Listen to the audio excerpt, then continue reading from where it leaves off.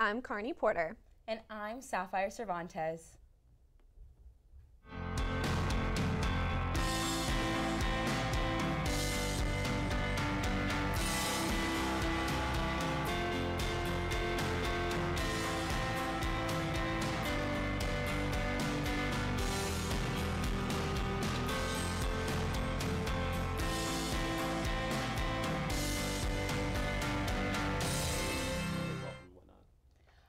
Welcome to the Daily O.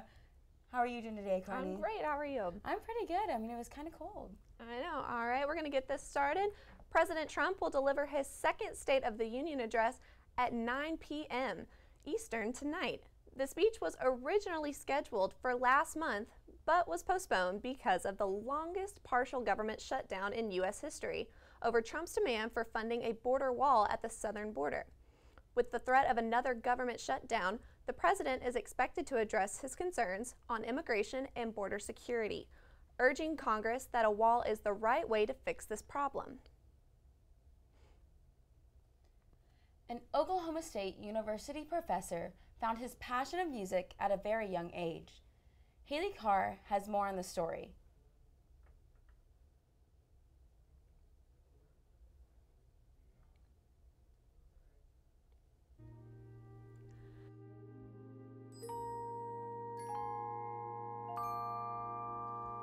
To some, music is a hobby, but to Wayne Bovenschen, music is his legacy. The man behind Oklahoma State's successful percussion studio did not begin his journey into music like some would think. Contrary to how he is now, Wayne used to be a shy and apprehensive child, too afraid to join band when he was in the 5th grade.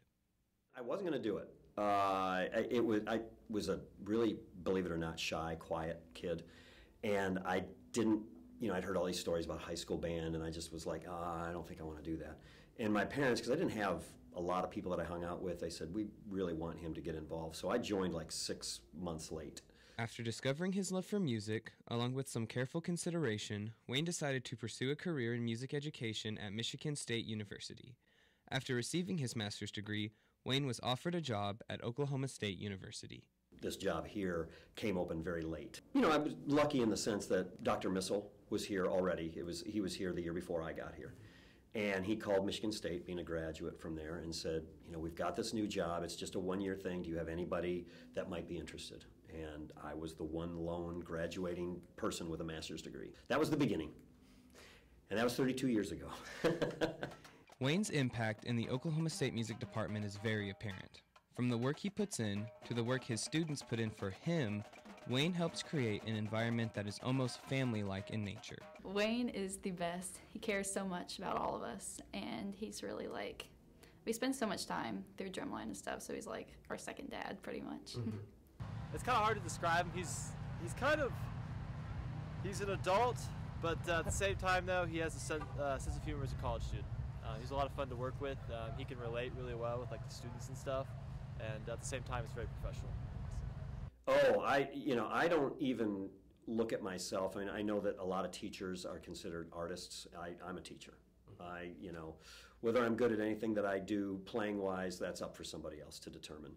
I love to watch somebody, when they don't understand something, finally understand it. That's what, turns my wheels. Wayne has dedicated 32 years of his life to the students and music of Oklahoma State University, proving that Wayne has not just used music as a hobby, but to create a legacy of excellence in Oklahoma State's percussion that will long outlive his time at OSU.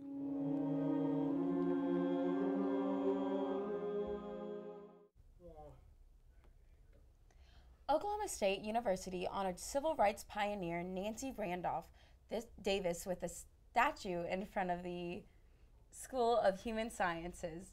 Davis was the first African-American student to attend Oklahoma A&M College in 1949.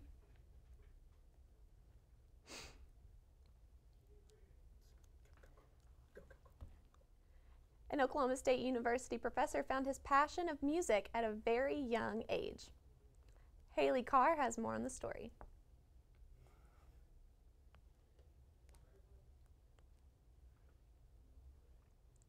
Well, I think that might have been a mishap, but we will keep going. All right. At the beginning of the semester, over 170 OSU faculty members signed on to incorporate Canvas into their classes. Canvas is an educational software similar to Brightspace and Desire to Learn, but one major difference with Canvas is that it is app-based instead of browser-based. Students will be able to download the app and have access to tutorials and can turn on notifications that alert you when grades have been uploaded. Students can also connect virtually to their class if they are unable to attend in person. Faculty members that are part of the pilot program say that Canvas is more of a detailed software compared to others used in the past. Students said that the system takes some getting used to, but like all of the features of the app, OSU will adopt the software into classes beginning May 13th. At the beginning of this semester, over 170 OSU faculty members signed on to incorporate Canvas into their classes. Canvas is an educational software similar to Brightspace and Desire to Learn, but one major difference with Canvas is that it is app-based instead of browser-based. Students will be able to download the app and have access to tutorials and can turn on notifications that alert you when grades have been uploaded. Students can also connect virtually to their class if they are unable to attend in person. Faculty members that are a part of the pilot program say that Canvas is more of a detailed software compared to others used in the past. Students said that the system takes some getting used to, but like all of the features of the app. OSU will adopt the software into classes beginning May 13th. Venezuela has been caught in a downward spiral for years with growing political discontent fueled by skyrocketing hyperinflation, power cuts and shortages of food and medicine. The country now faces a presidential crisis that has gained international attention. Our very own Zach Clover has more. Venezuela, a South American country mostly known for its massive oil deposits and its political strife since the 90s, is the third largest exporter of oil to the United States. And it's also in a state of meltdown. In less than a week, enormous protests have erupted across the nation, mostly directed at the current president, Nicolás Maduro. Living conditions have been on the decline since he took the office in 2013, culminating in incredible shortages of food, medicine, and even products that are relatively cheap to produce, such as toilet paper. In the wake of the protests, an opposition leader, Juan Guaido, has announced his intention to act as interim president until the election can be held. The USA, and Trump personally, have recognized him as the president of Venezuela instead of Maduro, and have called for Maduro to resign. Maduro responded by breaking off relations with the U.S. and told all American diplomats to leave the country within 72 hours. The Trump administration responded by saying that they no longer recognized Maduro as the president and would not be recalling diplomats. So, how did we get here? Nicolás Maduro was the hand-picked successor of previous strongman and president Hugo Chavez, but he has little of Chavez's popularity. When he was first elected in 2013, it was by a very small margin of less than 2%. The most recent elections, held in 2018, were declared fraudulent by the European Union, the USA, the UK, Argentina, and Chile, to list a few. Reasons for suspicion include incredibly low voter turnout, and Maduro's win by a margin of nearly 40% over his closest opponent, despite the fact that Maduro's popularity continues to sink and that the country's economic problems keep getting worse. But if you want to make the case that the election wasn't fraudulent, there's plenty of countries on your side. Cuba, Russia, China, Iran, and the true bastion of democracy, North Korea, all supported the election as legitimate. Maybe that case isn't as strong as I thought. There are reasons for suspicion in regards to the military involvement of the United States, however. It appears that National Security Advisor John Bolton accidentally leaked confidential information about troop movement during a press briefing. As printed on his notepad were the words, 5,000 troops to Colombia. So how did he leak it? Well, he held it facing the wrong way. Everyone could see what he had written down. The note could certainly indicate that the Trump administration is interested in at least harboring troops near Venezuela to project power if the intention is not to step in to ensure Maduro's resignation. In the meantime, the situation in Venezuela is continuing to evolve, and the US and its allies are doubling down on efforts to make Maduro resign. The Bank of England froze much of Venezuela's assets, and the US added even more sanctions, both of which are probably only going to worsen the economic crisis that Venezuela is currently going through. For now, Maduro's power is stable, as Juan Guaido doesn't have control of the military, but the situation is certainly not yet decided. All right, thank you for joining us on the Daily O. We'll be back in just a moment. Determining your future by selecting a major can be difficult. It's okay to be undecided. Connect with the College of Arts and Sciences, where your options are endless. Where you can uncover your passions and achieve your goals. Express your creativity by exploring a career in the visual and performing arts. Investigate new discoveries to make the world a better place with a career in science. Advance knowledge, communicate progress, and contribute to a healthier planet with a career rooted in the social sciences. Discover your career by looking at the world from different perspectives through the humanities. Realize a better tomorrow through problem solving and mining data that can change lives. CAS prepares you to succeed through internships, study abroad, student-guided research projects, and service activities. With 109 majors, 52 minors, and 24 departments, the only thing missing is you. College of Arts and Sciences. Connect, Achieve, succeed. When you have a team of physicians and nurses that really truly care about their patients, that translates into patient care. It's a small practice, it's a small town. Everybody really takes that time to put the patient first.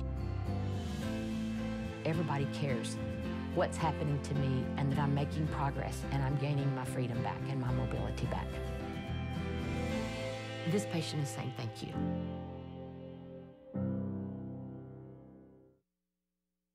This spring, I invite you to shop in downtown Stillwater. Downtown Stillwater is home to locally owned shops, boutiques, eateries, and dependable professionals that you can trust. Find the perfect gift for your graduate, have a delicious meal with mom, or just stop in to enjoy great spring savings. By creating a demand for local goods and services, you can ensure a place for the local businesses that help give our community character and keep it unique. On behalf of Downtown Stillwater, thank you for shopping local. After a stellar outing yesterday, the Oklahoma State women's golf team tied its lowest round of the season and vaulted up the leaderboard in the second round of the Northrop Grumman Regional Challenge in Palos Verdes, California. Freshman Sarah Camarena, who arrived on campus less than a month ago, fired a 1 under 70 with 6 birdies to help the Cowgirls move up into 6th place. Another freshman, Yu, had an outstanding performance and is tied for 9th after carding a 1 over 72 after 2 days at the Palos Verdes Golf Club. Yu is a combined 1 under par on the front 9 and just 3 over 45 for the event. Sophomore Emma Whittaker and freshman Lena Bailey are both tied at 40th, 1 over 52. While senior Chin Min Chen is tied at 47th at 11 over 53, the Cowgirls finished the day with a 5 over 289, which matched the team's second round at the Anika Intercollegiate back in September for the best 18 holes of the season. The Cowgirls will play their final 18 holes of the Northrop Grumman Regional Challenge at 10:30 a.m. Central. Fans can follow the action at golfstat.com. Oklahoma State Cowgirl softball is almost here, and the Cowgirls are hoping to have a breakthrough season in head coach Kenny Gajewski's 4th season. The Cowgirls come off a 39-22 season where they made it to the regional championship of the NCAA tournament. Highlights from last year include a 9-4 win over number 7 Arizona in the second game of the season, and a sweep over number 16 Baylor last April. Although they lose multiple players from 2018, including outfielder Maddie Holcomb and former Big 12 Player of the Year Vanessa Shippey, they boast a roster with 12 upperclassmen and a number of key transfers. Texas A&M transfer Samantha Shao is going to be one of those new faces for the Cowgirls. Shao is a 2-time NFCA All-Region selection and a two-way star that will contribute at the plate. In the circles, Shao has a dynamic arm that the Cowgirls could rely on based off her numbers. Last season in College Station, Shao struck out 75 batters in 103.9 innings and held opposing hitters to a .236 average. Cowgirls fans will be happy to know that the catcher's spot will be familiar in 2019. Junior Mackenzie Thomas and sophomore Raquel Dominguez will return behind the plate. Finally, the Cowgirls will be led by seniors Taylor Lynch and Maddie Sue Montgomery. Each Cowgirls fresh off a second-team All-Big 12 campaign and are preparing to play their fourth and final season under Coach Gajewski. Gajewski made it a key to have his 2019 roster full of players that can move across the diamond, and several of the players have seen multiple spots on the field so they can step in for the Cowgirls on any given day. The Cowgirls open up their season this weekend at the Houston Invitational. That includes a matchup with a top 15 Kentucky squad. Their first game is against Illinois at 10:30 on Friday. Rickie Fowler birdied 2 of his final 4 holes and overcame a bizarre triple bogey on the 11th hole at TPC Scottsdale to win the Phoenix Open on Sunday. Fowler took a 7 with a 5-stroke lead on the par 4 11th. It started when his chip shot skipped across the green and into the water, and a second ball rolled into the water on its own. Brandon Grace took the lead with consecutive birdies, but hit his tee shot into the water on the drivable par 4 17th for a bogey. Fowler had 2 putt birdies on holes 15 and 17, then got up and down on the 18th for par. He shot 3 over 74 to finish at 17 under 267 for his 5th PGA Tour victory and second in 7 tries with a 54-hole lead. Grace closed with a 69 to finish 2 shots back. Oklahoma State sophomore Matthew Wolf was not scared off by the big competition, as he tied for 15th with a total score of 3 under in his PGA Tour debut as an amateur. With the baseball season getting closer, Sapphire caught up earlier with Hallie Hart, the Oklahoma State beat writer for the O'Colly, to talk about the upcoming baseball and softball seasons for Oklahoma State. And I'm here with Hallie Hart, a baseball expert for the O'Colly, and we're here to talk a little bit about OSU baseball and softball. So, hey Hallie, so with our first game coming up in just over a week against UT Rio Grande, what are some things OSU fans can look forward to in the upcoming season, in this game? Yeah, well, first of all, I know, of course, they start off on the road, but it is the last season for them at Allie P. Reynolds Stadium, so there's going to be a lot of nostalgia there. I think throughout the season, they're probably going to have a lot of alumni come back for that last season, and so that's going to be something exciting. And then also, they've got several interesting new players and returning ones. They have several transfers. They've got a big pitching staff. So I think it's going to be a really dynamic team. They seem, from the interviews yesterday, they seem really pumped about the season. So I think there's a lot to look forward to. Okay, awesome. What are some players you think that are going to really kind of just have a high caliber season? Right, so I think one of the key players is Colin Simpson. He's going into his senior year. He was on the team that made it to the World Series before, so he has that experience. He can play catcher, and then he's also been getting some work out in left field. So he's a guy who's got some versatility for sure. Another one to watch is on the pitcher's mound. Well, you've got a couple guys who've returned from injury. Jensen Elliott came back from injury last season, and he, as a freshman, he was a starting pitcher. He was already playing well, so it's going to be really interesting to see his growth. And then Mitchell Stone is returning from a broken foot, and he was just a freshman last year. So those 2 pitchers, it'll be kind of key to see how they're getting stronger after their injuries. Yeah, do you think you're going to have some problems with some teams this season, and we're going to have to really, look and work toward, playing our best then? Yeah, Coach Holliday talked about the Big 12 yesterday and just how tough the conference is and how Big 12 baseball is really getting even more competitive and tougher. So they definitely, I know it's kind of cliche to say they can't take a game off or relax through any of them, but that's how it's going to be. And even when you look at the non-conference schedule, you've got teams like Iowa that they're facing, and they're going out to Los Angeles. That's an interesting part on the schedule. They'll be playing in Dodger Stadium and facing some teams out there, so some cool settings for them for sure. Yeah, playing in a different stadium, a bigger stadium, will definitely be something to look forward to since we're also getting a new stadium. But transitioning over to the OSU ladies, so they have a softball game coming up this week, at the end of this week as well, and they're against Illinois. So how do you think our women are going to play this season with the new transfers and the freshmen and not having Vanessa Shippey, who was a really valuable player on our team? Yeah, Vanessa Shippey played a huge role for the Cowgirls, so it's going to be interesting to see how they adjust without her. But I think they've got some good ones. I think their pitching staff looks pretty strong, and they've got some new players such as Samantha Shaw, who's come in, and she'll be able to, I think she's a two-way player, so she'll be able to bring some offense and pitching to the team. They've still got some important returners. They've got Maddie Sue Montgomery back and Riley Bayless, so it'll be interesting. Of course, with Vanessa Shippey gone, that's a big loss, but I think they can pull it together. All right, well, Hallie, thank you for joining us today, and that is all we have. That's all for sports. I'm David Moore. You're watching the Daily O. We'll be right back after a quick break.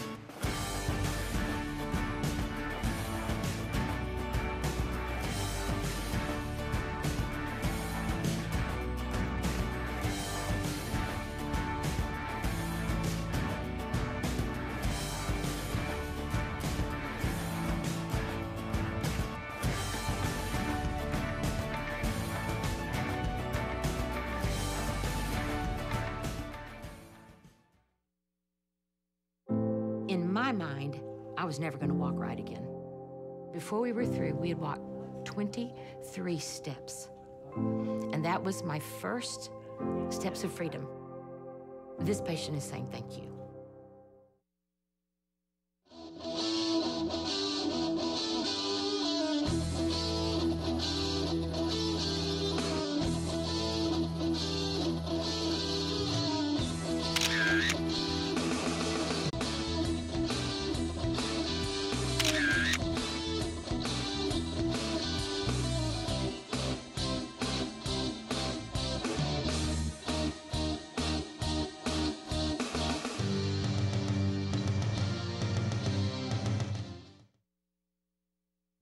Welcome back. It's National Weatherman's Day, and for the weather, here is Sapphire to tell you your 7-day forecast.